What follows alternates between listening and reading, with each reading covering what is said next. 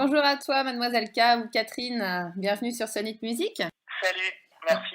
On te retrouve pour la sortie du vinyle Samevex, 14 ans après la sortie CD, et une nouvelle tournée. Ouais, Comment ça va? ouais, ça va super. Ouais, J'ai hâte. heureuse de revenir? Ouais, ouais, Ouais. ouais, à fond. Ouais, ouais, ça a été ça fait combien de temps que j'en parle? Je crois que ça fait 1 an et demi que j'y pense. Au fait déjà de sortir le vinyle. Ouais. Parce que c'est parti en fait de plusieurs fans qui m'ont dit alors à quand le vinyle ça me vexe, ou alors des gens qui disent que le vinyle ça me vexe existe, et effectivement j'ai réalisé qu'il n'existait pas, qu'on l'avait jamais sorti en vinyle et qu'il fallait absolument rétablir cette injustice. À l'heure en plus où le vinyle se porte bien, et c'est clairement un médium que j'aime beaucoup. Enfin, moi-même j'écoute beaucoup de vinyle, et enfin voilà, je trouve ça cool. Ouais. Et du coup, en fait, je me suis dit, on va pas juste sortir le vinyle, on va faire une tournée pour fêter ça. Ouais. Et puis dans la foulée, comme j'ai changé d'équipe depuis le premier album, Mhm. enfin depuis des albums, je suis en indé, et j'ai toujours Peter à mes côtés, qui est guitariste, bassiste également. Mhm. Mais voilà, je joue avec un autre batteur, et je me suis dit, est-ce que je me reformerais pas avec ma basse-batte d'origine, comme on dit, Pilou, Pierre-Louis Basset à la basse et David Bouter à la batterie. Yeah. Et en fait, je les avais croisés à droite à gauche, puis j'avais fait une session avec David cet été, je me disais quand même, c'est cool et tout. Mais voilà, je voulais pas que ça fasse nostalgie, retour en arrière, parce que c'est pas mon truc. Ok. Je voulais vraiment être sûr de mon truc, quoi. Voilà, au début, j'ai pensé le faire avec d'autres gens. Et puis après, je me suis dit, mais non, en fait, à un moment, cet été-là, ça m'a paru évident. Je me suis dit, mais non, en fait, on l'a créé ensemble. On va faire 2 répètes, ça va être 3-4, puis ça va être trop cool. Et, euh, et voilà, quoi. On se retrouve à faire cette tournée tous les 4 avec le band d'origine. Ouais. C'est bon Et ça. c'est super cool. C'est un vrai plaisir de les retrouver. Et puis de les retrouver après avoir fait du chemin, chacun de notre côté aussi. Parce que du coup, je trouve qu'il y a plein de choses. On a progressé tous de notre côté sur plein de trucs. Et je pense vraiment qu'on va jouer cet album mieux qu'on l'a jamais joué, en fait. Ah, c'est bon. Donc, Ouais. je sais pas comment dire ça, mais moi en tout cas, la voix, il y a plein de choses qui ont vachement bougé. Puis il y a des titres aussi, surtout que j'ai peu fait de cet album sur scène. Je pense à une chanson qui a plus cœur à ça, que j'ai très peu chanté en concert, parce que je la chantais mal, parce que j'étais pas à l'aise avec tout d'un coup qu'il n'y ait plus de batterie. C'était une époque où j'avais besoin qu'il y ait de la batterie tout le temps. J'étais en stress quand il n'y avait pas de batterie, quoi. Mhm. Et depuis, ça va beaucoup mieux avec ça. Voilà, et je sais qu'il y a des titres qui vont être réhabilités aussi, entre guillemets. Enfin voilà, on va vraiment jouer tout l'album. Ouais, j'allais te On a demander. finalement pas tant fait que ça. Ah. Donc là, voilà, l'ambiance des répètes est plutôt bonne. Toi, tu es prête, plus sereine aussi après quelques années. Moi, j'ai vu que ton rock était toujours aussi bon. Tu vois, en réécoutant le vinyle, je me suis dit, bah, ça n'a pas pris de rythme du tout. C'est assez dingue. Et Ah, c'est cool. est-ce que toi, t'avais en tête et comme message aussi de vouloir casser tous les codes un petit peu de la société, déjà il y a une quinzaine d'années, et, quel message finalement tu veux et que tu avais voulu donner dans cet album-là, Ça me vexe? Euh, Ouh là là, en fait, à l'époque où j'ai fait l'album, j'étais juste à tracer ma route. Ok. Je me posais aucune question de je suis une fille dans le rock. C'est vraiment après que c'est venu, en fait. C'est avec le succès que j'ai pas compris pourquoi pendant tant d'années on m'a dit ça fait quoi d'être une fille dans le rock, ça fait quoi. Je dis mais pourquoi on pose tout le temps cette question? Parce que pour moi j'étais à ma place, Ouais. et vraiment j'ai pas eu la sensation de souffrir de, de quoi que ce soit. Enfin, j'ai fait ce que je voulais. J'étais guitariste au moment de faire Samevex, j'avais fait beaucoup de guitare classique au conservatoire, j'étais plus instrumentiste dans ma tête que chanteuse. Mhm. Et puis avec le temps, je me suis vraiment, j'ai de plus en plus assumé le fait que j'aimais chanter, et que même je pouvais chanter sans guitare, que ça allait bien se passer. Mais vraiment, ça a mis du temps, quoi. À l'époque de Samevex, je me rappelle de la prise, c'est-à-dire l'enregistrement de Jalouse. Mhm. J'étais incapable de chanter sans ma guitare, quoi. J'avais vraiment besoin de ma guitare sur le ventre. Et la prise de Jalouse, c'était avec mon acoustique, D'accord. c'était un guitare-voix. Euh, avec le groupe, quoi. Enfin, Ouais. il y avait, en tout cas, j'avais vraiment besoin de. Donc, pour revenir à quel était le message c'était, voilà, j'avais une histoire à raconter, des histoires de, voilà, d'échecs, de ruptures, aussi des trucs par rapport au milieu du travail, comme sur une chanson comme À l'ombre. Enfin, c'est vraiment, en fait, un espèce de concentré de choses que j'ai vécues ou que des gens ont vécues autour de moi, qui sont racontées ou des choses que j'ai vues, quoi. C'est comme une autobiographie à ce moment-là de ma vie. Et donc le message c'était juste, j'ai plein de trucs à dire de ce que j'ai vu autour de moi. Et voilà, et j'arrive avec ce son-là qui est rock,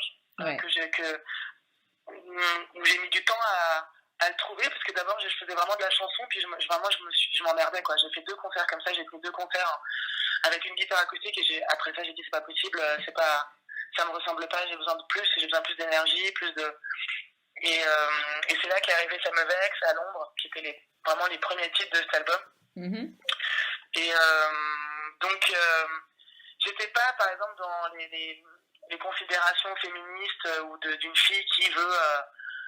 C'était naturel chez moi, quoi. Enfin, je venais, j'avais mon truc à défendre, et j'allais tout faire pour que le truc y sorte, quoi. Enfin, je voulais que cet album y sorte, je voulais jouer. J'avais une envie férue de faire des concerts, et j'aime toujours profondément aller sur scène et faire des concerts. C'est vraiment un endroit de plaisir. J'aime l'échange avec les gens, j'aime le fait que ce soit pas comme dans la vie de tous les jours, qu'on puisse faire tout ce qu'on veut, tout ce qu'on veut. Enfin voilà, cette histoire de liberté. Oui, le one shot. Voilà. Et après, avec le temps, j'ai constaté, je me dis, voilà, on est 14 ans après, il n'y a pas beaucoup plus de meufs qui font du rock. Et ouais. Il n'y a pas beaucoup plus de meufs instrumentistes. Moi, c'est ça aussi le combat, là. Alors, j'étais contente, j'ai parlé l'autre fois avec la bassiste de Pogo Carcage Control, qui est une putain de bassiste. Voilà, on a travaillé ensemble sur une résidence d'un groupe pour un genre de coaching, voilà. Et je me disais, c'est cool, quoi. C'est cool de croiser aussi Toy Bloid, ce groupe-là, où c'est 2 filles et un mec à la batterie, que d'ailleurs je prends en première partie à la Cigale. Et je me dis, il y a quand même, il y a beaucoup de chanteuses, il y en a toujours eu plein, des chanteuses, mais des musiciennes, voilà, je trouve qu'il n'y en a pas assez dans la musique actuelle, comme on dit, parce qu'il y en a plein dans la musique classique aussi.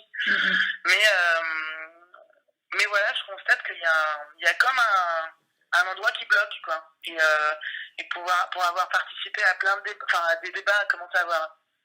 Ça fait 2 ans qu'un peu que je me penche sur le truc et que je lis plein de choses à droite à gauche, et je lis qu'en fait il y a plein de filles hyper complexées, en fait, par le fait de prendre la guitare électrique, parce que soit leurs mecs en font déjà, ils en font mieux. Il y a beaucoup un truc de comparaison par rapport aux garçons que je trouve dommage, quoi, parce que vraiment, moi j'ai aussi été confrontée à ça en tant que guitariste quand je débarquais dans la guitare électrique. Peter, mon guitariste, m'a beaucoup appris sur le son effectivement le son amplifié, quoi, les pédales, les amplis. J'ai beaucoup appris avec lui, mais je sais aussi qu'il y avait plein de plans qui me sortaient très classique rock à la guitare et dont je voulais pas, quoi. Je disais, mais on fait du rock, mais je veux pas qu'on fasse des schémas que j'ai entendus partout. Je veux qu'on réfléchisse à un truc qui soit à nous, quoi, dans notre son, dans nos arrangements.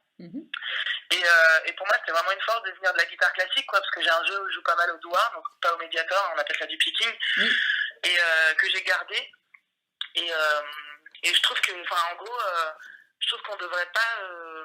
Là, c'est un message pour les filles, quoi, plus particulièrement, qui veulent se lancer dans la musique ou dans des instruments, de la batterie, de la guitare, de la basse, ou même du saxophone baryton, je sais pas, du cor, du sous-bassophone, n'importe, de pas. D'y aller, en fait, de faire juste ce qu'elles ont envie et de pas se comparer, quoi. Parce que je pense que vraiment dans la création, vraiment la chose à éviter, c'est de se comparer aux autres. Quand il y en aura toujours un ou une qui jouera mieux, qui sera plus ci, plus ça, mais notre univers, ce qu'on a raconté nous, il y aura personne qui fera à notre place, quoi. Et je pense que c'est vraiment ça, c'est là-dessus qu'il faut se concentrer quand on crée, quoi. Et vraiment se dire, là, le plus important, c'est si on a un truc à dire, qu'on aille dans ce qu'on a à dire et qu'on se donne tous les moyens de le raconter, quoi. Donc, que ce soit avec une flûte à bec ou enfin voilà, quoi. Ouais, c'est bon. Ouais, et puis même je pense que c'est un leitmotiv qu'on peut se donner au quotidien. J'allais te demander, voilà, si toi tu te sentais aussi influente dans ce mouvement aussi de libération, ouais, de dire bah tiens, moi j'ai envie de faire ça et je fais ça, et puis ça me fait du bien déjà d'une, et je pense qu'au quotidien Enfin, moi qui suis pas forcément musicienne, mais qui aime beaucoup ça, je sais que ta musique, elle amène ça aussi, quoi. Elle fait du bien. Si on a envie de gueuler, ben, on gueule aussi. Si on a envie de Ouais, danser, bah c'est cool. ouais, et je pense que c'est transposable ouais, à tout notre quotidien, quoi. Donc, ouais, merci pour ça. Ouais, bah merci. Est-ce que toi, tu as des femmes comme ça ou des artistes, des musiciennes qui t'ont inspiré autant que toi, tu peux inspirer d'autres? Bah, écoute, moi, mes modèles, ça a plutôt été des hommes, en fait. D'accord. Tom York, je suis une grande fan de Tom York, de sa voix, de Radiohead. Aussi, enfin, Ouais. OK Computer, c'est un album, quand il est sorti, qui m'a complètement retourné. Ça a été vraiment un retournement, quoi, mais émotionnel, esthétique, c'était fou, quoi, vraiment. Et je me rappelle toujours la première fois que j'ai entendu faire Creep en guitare-voix à la radio. Mhm. Où là, je crois que c'est une des premières fois où j'ai eu envie de chanter. J'ai pris ma guitare, en fait, je l'ai entendu chanter, je me suis dit, waouh, en fait, on n'est pas obligé d'être. C'est la première fois que j'entendais quelqu'un qui chantait pas comme un chanteur de variété, quoi. Enfin, pas comme Mhm. un chanteur pro, tu vois. Ouais, Ça faisait juste. Il y avait une émotion de dingue. ouais, c'est vrai. Et je me suis tellement identifiée à ça, je me suis dit, ah, en fait, on peut chanter autrement que ce qu'on croit chanter, que ce qu'on appelle chanter. Enfin, Mhm. tu vois, il y avait un truc pour moi dans son chant qui résonnait complètement, qui entrait en résonance avec moi. C'est lui qui m'a fait me dire, putain, ça, je peux le chanter, en fait, aussi. Parce que tout d'un coup, c'est pas. Il s'agit pas de chanter, il s'agit de sortir quelque chose de soi, de raconter quelque chose, de sortir son émotion. Mm. Et là, je me suis dit, ben, en fait, c'est, c'est ça, moi. Moi, c'est pour ça que je chante. C'est comme ça que je chante, moi aussi. Je ne sais pas chanter. J'ai pas grandi. J'ai fait beaucoup, encore une fois, de la guitare. J'aimais vraiment profondément la guitare. Mais je pense pas que je passais mon temps à chanter comme certains enfants, tu vois, qui chantonnent comme ça toute la Mhm. journée ou qui aiment chanter comme ça.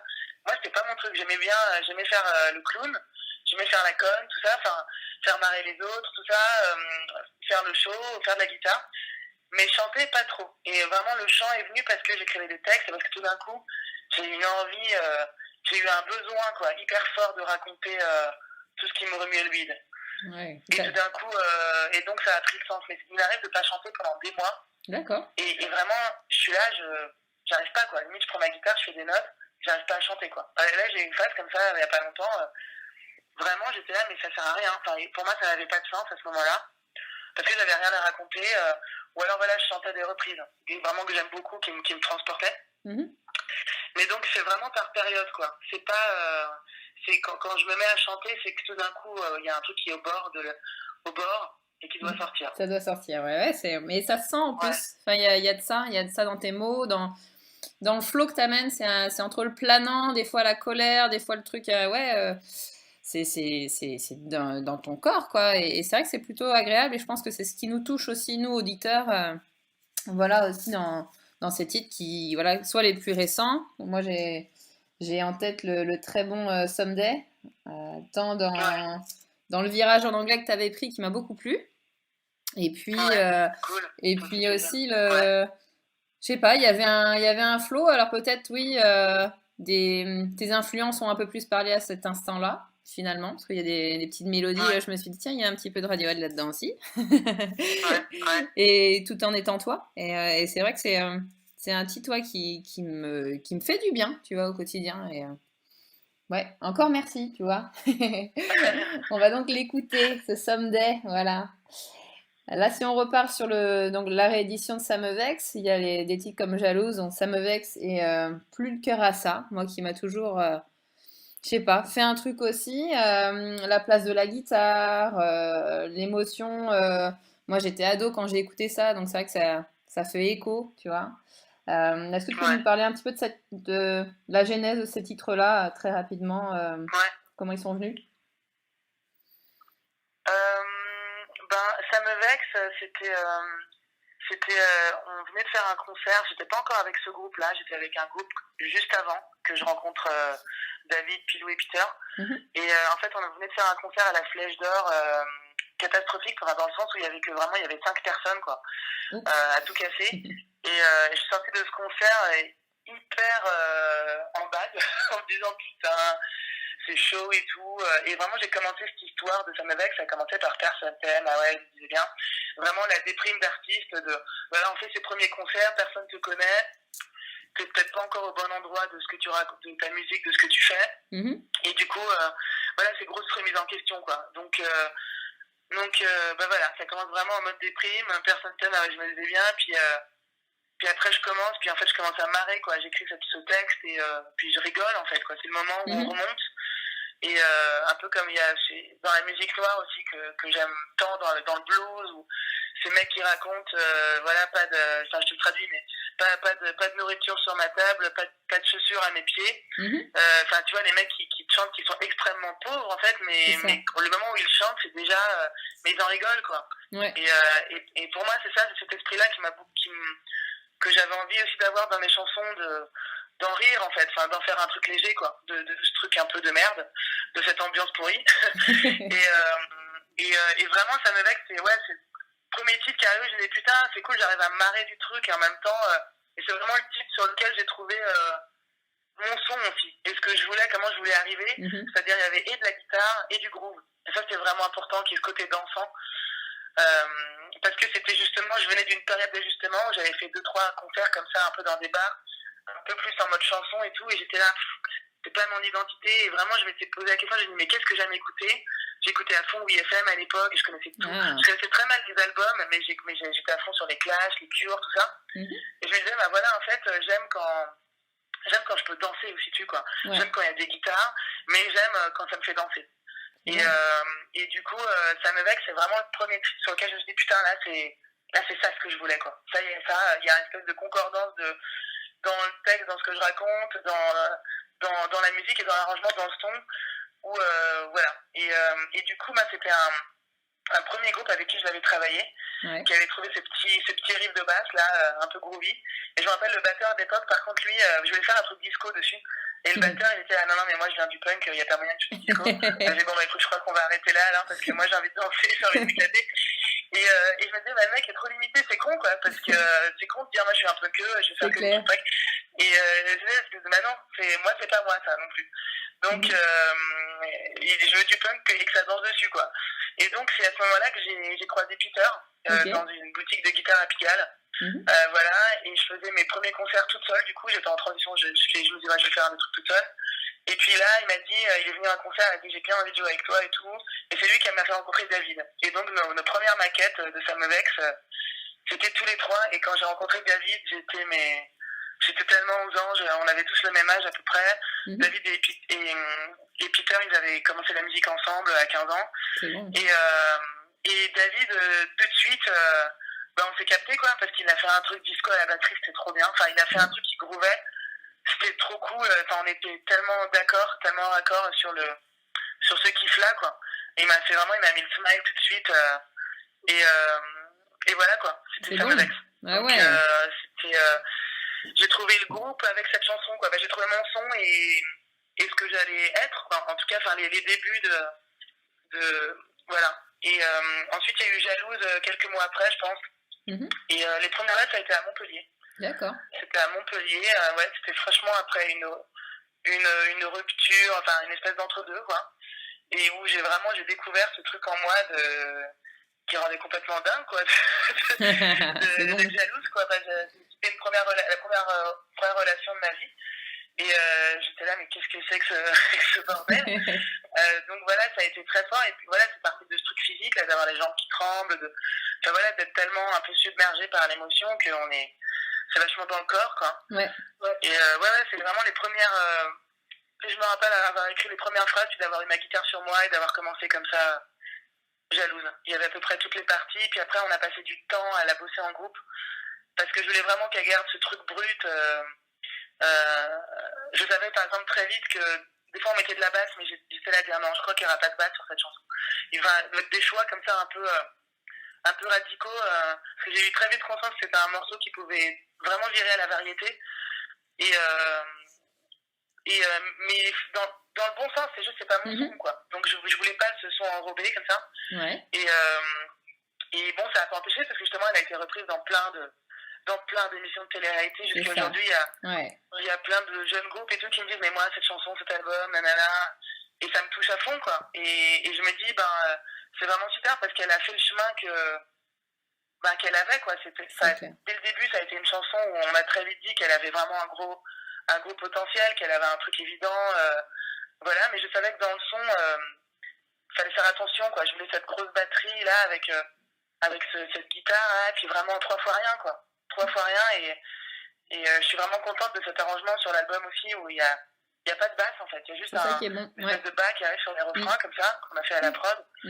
Mais c'est ça qui est fort aussi, c'est qu'il n'y a pas grand chose. Et je trouvais ça important que ça reste comme ça assez brut. Ouais. Et ouais, voilà, et puis plus que à ça,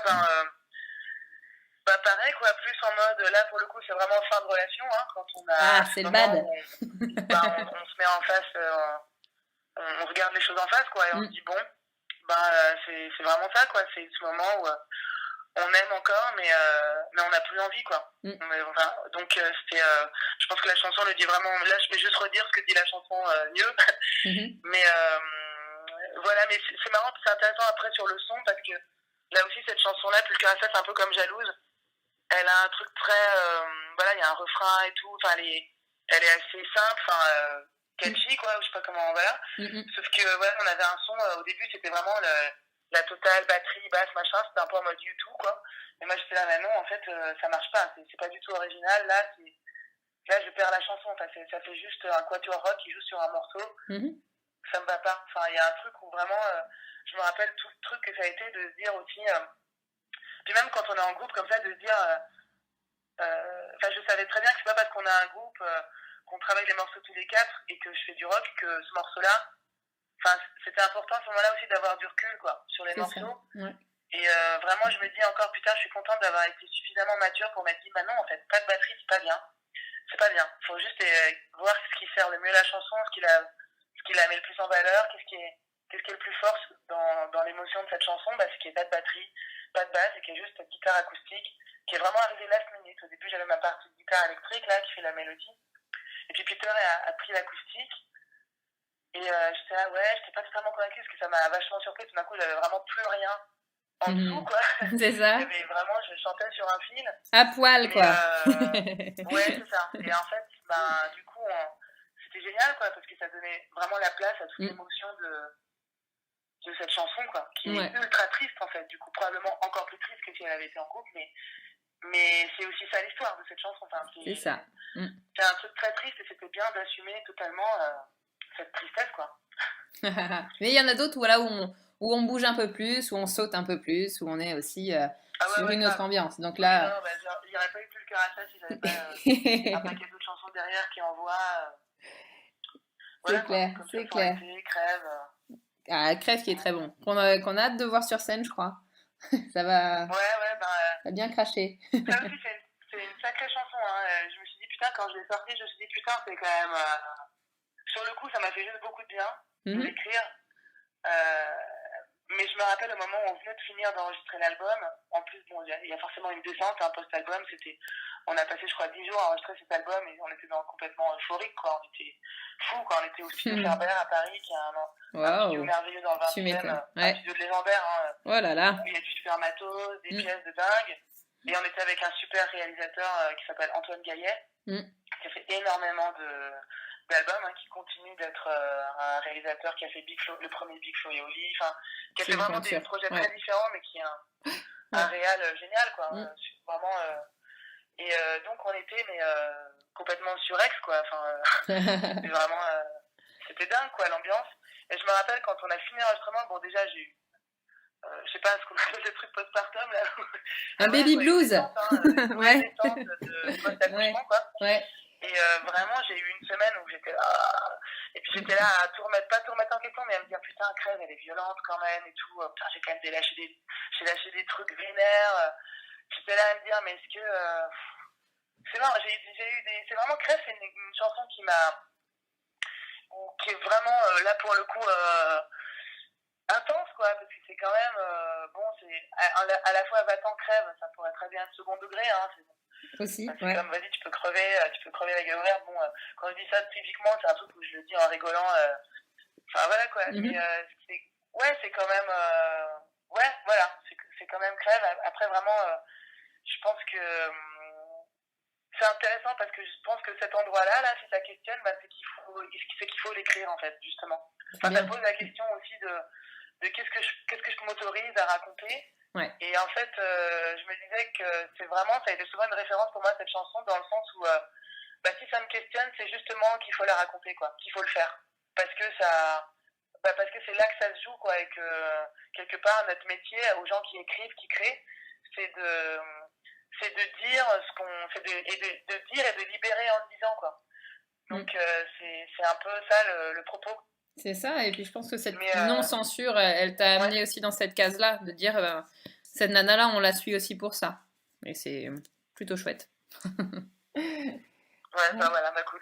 Le public, voilà, il t'attend, je pense, très très nombreux. Ouais, toutes les dates sont presque complètes. Ouais, T'es prête à ça? ouais, c'est ça, ouais. Ça c'est, ouais, bah ouais, bien sûr, je suis prête. Je vais l'accueillir avec joie, quoi. Enfin, les gens là, ils sont emballés, ils se sont autant emballés, hein. C'est un truc de dingue. Quand j'ai annoncé, je l'ai juste vu quand d'abord j'ai posté une photo sur Instagram en disant voilà, ça me vexe à 13 ans et demi.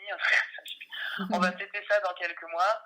Voilà, et déjà c'est le truc sur Instagram qui a fait le plus. J'ai juste posté la photo de l'album et c'est dingue de voir ça. Puis après quand j'ai annoncé qu'on allait faire une tournée vraiment, ça me vexe, qu'on sortait le vinyle et qu'on se reformait en plus avec les mecs.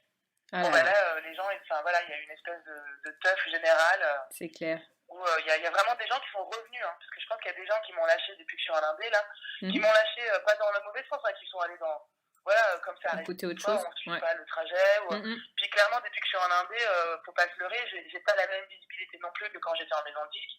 Ouais. Voilà. Et puis il y a aussi le fait que voilà, ça fait 5 albums que je fais et que durer, enfin voilà, quand on débarque sur un premier album, c'est quelque part c'est facile, hein, si pour un peu que l'album soit bon, a priori ça se passe bien. Ça match, ouais. Ce qui est vraiment pas évident, c'est de durer, quoi. C'est vraiment C'est de ça. durer dans ce métier à un moment où tout passe très vite, les sorties se font. Enfin voilà, on consomme énormément de musique, C'est fou, on hein. en Ouais. a à ciel ouvert en permanence tout le temps, sur Spotify, Deezer, YouTube, il y a énormément de propositions. Donc le truc c'est de se maintenir, quoi. Mais voilà, concrètement j'ai conscience que Ça me vexe, c'est mon album le plus identifiable du grand public, parce que c'est aussi celui qui est le plus passé en radio, parce que c'est aussi, il y a une chanson comme Jalouse qui a été énormément repris dans les trucs de télé-réalité, donc ça a entretenu cet album aussi, quoi. C'est ça.